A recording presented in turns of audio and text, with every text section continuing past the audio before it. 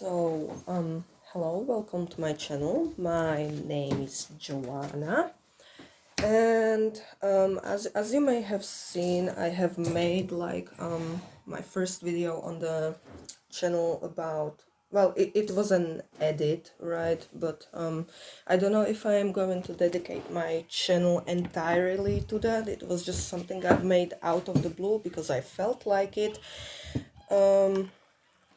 I might do more edits in the future if something, but I am not sure about that completely.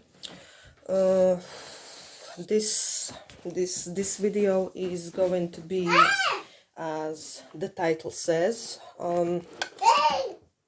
Sorry, what do you want? Okay, wait. Sorry, it's just a kid. There you go. Okay, I am not going to switch on microwave now. You will need to wait. Sorry. As the title says, and it's not really easy for me to... Come on, stop. No, it's not really easy for me to share that experience.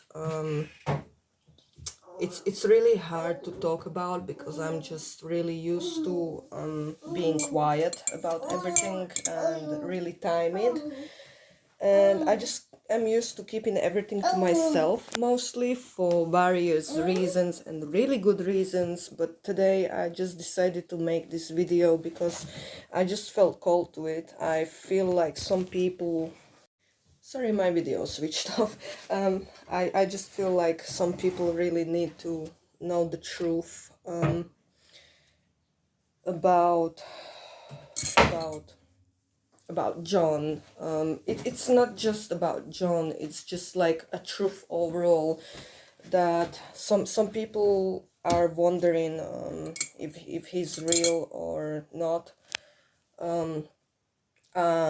Yeah, I'm sure he is real.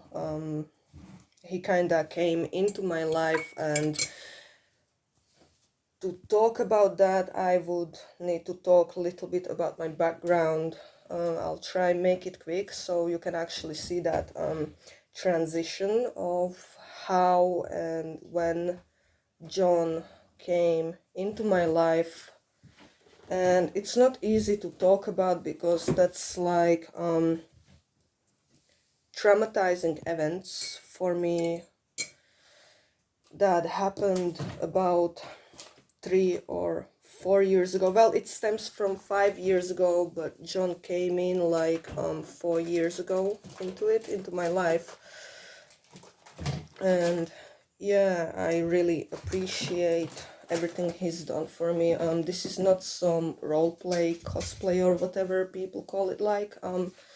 This is like serious stuff, and it took me days and really long time to even open up about this now or even make a video.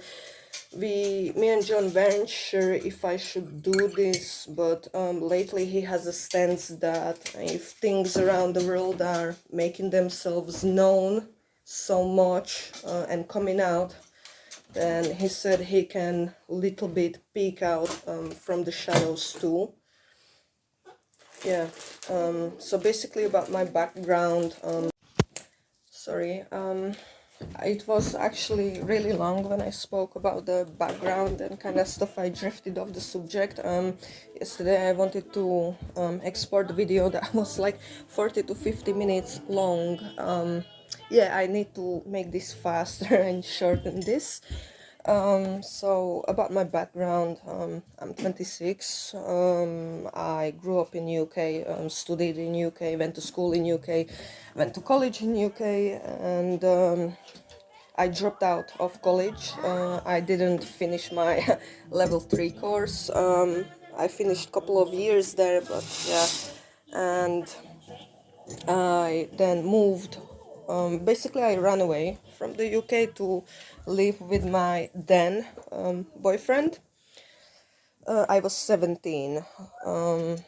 I went here to the middle of nowhere, a completely different country. It's a countryside. We live like kinda in a forest, you know. There isn't neighbors really close. It's a very open area, like lots of land, deep woods, that kind of stuff. And there was stuff happening here, so when you enter, it was like, coming into a horror movie. Like, it's a completely different world out here. And we had stuff happening. At 19 I got married, and next year that's when the stuff happened. When I was 20, I had this friend, which she possessed friend. She had like an entity inside, and when I ran away from UK, I gave up everything, like my family, my dog, my parents, my sibling, my home, my school, well, college, everything basically, and I moved off. So I was thinking, cool, a friend, like, why don't you come over, like, for the midsummer holidays. It was like a couple of days after my birthday, and then she came. Well, I say a friend. Well, I thought she was a friend. Yeah, that was a nightmare, and this is one of the traumatic experiences that happened. It was like a couple days after my birthday and few days before the midsummer holiday. That's also known as Lifa for pagans. It's also known as Saint John's Day, and it's said to be really powerful day, like magic wise. We have bonfire going until till the morning and drinks and stuff. Then she came and things turned really dark. I thought, cool, I'll have a friend. The entity likes me, she likes me, why don't you come over? So she came, and it was a nightmare. It was a nightmare. No, there was dark magic found around my house on the midsummer, exactly at midnight. Something happened, which I'm not gonna say what, but everything just flipped the switch. Everything went bonkers at midnight on the 23rd of June, which is the holiday day, the celebration day. We had bonfire, and there was like voodoo found. Well, she tried to take me away, for me to leave with her. We walked 1 2 a.m. on the road. Later my husband got me. He drove with a car. I didn't want to stop any cars, even though she was stopping cars. I said, I don't trust people on this night because they can just like kidnap you and sacrifice you, right? That was a funny joke, but little did I know how accurate I was, because after everything, after her, she tried to commit suicide on the bus stop in the town. We had police involved and everything. I kind of stopped her from that. Oh, we found voodoo around my house, black magic stuff. There was wolf teeth wrapped with my hair under my pillow. There was needles put it in a cross behind my wedding pictures. She gave me before like a ring and stuff like that that was literally dropped and broken by my husband on the place. He told me she can go home, but you're coming home with us, And I had entity attachment. There was also skull found in the car, bones in the fireplaces outside around in a circle, like there was some ritual circle put it outside, which I didn't even know of. And I felt so betrayed, like, why would you do this to me, right? I thought we're friends. So yeah, the entity inside of her, we spoke, oh yeah, in the other room, like I was sleeping and we were home alone, and I wake up and her demeanor was changed. She dead on stared on me, like, and I just knew that is not my friend anymore. And I spoke to the thing inside of her, and at the same time mother-in-law was on the field checking fence or checking cattle, because we have like mumu cows. And she told me after everything that she had this urgent need to pray, something along the lines like deliver us from evil, like on the loop. Meanwhile, I was talking to the thing alone in the house, like at the exact same time. But crazy stuff happened, and our bonfire did not go out for 2 days because we kept finding voodoo things and magic stuff, and we just kept burning it 2 days straight. I was so exhausted and so broken, and I was even blamed for bringing her here.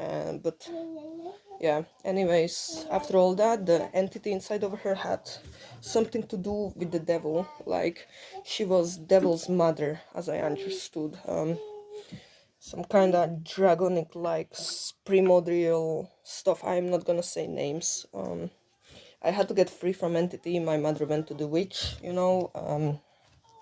and we got it. And one time in my room here, we prayed over a whole candle. We had a prayer book, and candle was burned just like halfway. And we had it in a glass stand, where you put the candle in, and we put it on a cupboard. We prayed, and the glass one moment just broke. It shattered all across the room, freaked us out. So I had my experiences. I had stuff falling off the wall, like the holy pictures, this crucifix just flying across the room. Horrific stuff. I'll make it short. And so then devil was involved. Actually, straight then possessed me. The devil possessed me. I ain't even kidding. It's not how they show so scary in the movie, but it is scary. It's just like a bit different than they show in the movies. He possessed me. He was pissed on the entity that she wasn't permitted to do that. Then there was their business stuff I won't get into. He took my stance, but he was not my friend. Like, that was just something that was beneficial to him. After 1 year, he possessed my husband, and with him came three other beings that were saying they are beings of peace. They call themselves the Order, which definitely were not beings of peace, as we found out later. Then John got involved. That's how John came. Like, I sat in the living room and with my husband being possessed by those beings and stuff, and I had a vision of I had a awake vision of a man, a blonde man in a brown trench coat, and I seen he had this rosary. So he had this rosary and he was smoking. I didn't see completely full of his face, but I told those beings like what I seen, because the vision just ended like in a flash, and they said, I asked them like who is he after description, and they just got really angry. They just got so pissed off, like the annoyance was radiating of them, and they just answered me in a really angry tone. They said Constantine. And, like, it was such an angry way. It was scary. I left it at that, went on Google. I googled literally blonde man in a brown trench coat. And there he was. I think Matt Ryan's Constantine came up on that, and I'm like, well, damn, that this looks completely almost the same. He looks almost exactly the same as him. And I clicked on it, and there was a name like Constantine, and I was just so shocked by that revelation. Like, I was staring, shook the experience of. I'll be making part 2 of this video, because I'll have problem exporting this. Again, it's gonna be too long. It's gonna take me a while, and then I'm uploading it, and then I'm deleting all this so I can record the next second part. And later there will be also like interviews from Jay's contacts, like those that have agreed like to give their experience and stuff like that, since I had a green light from John. Okay, I'll be seeing you.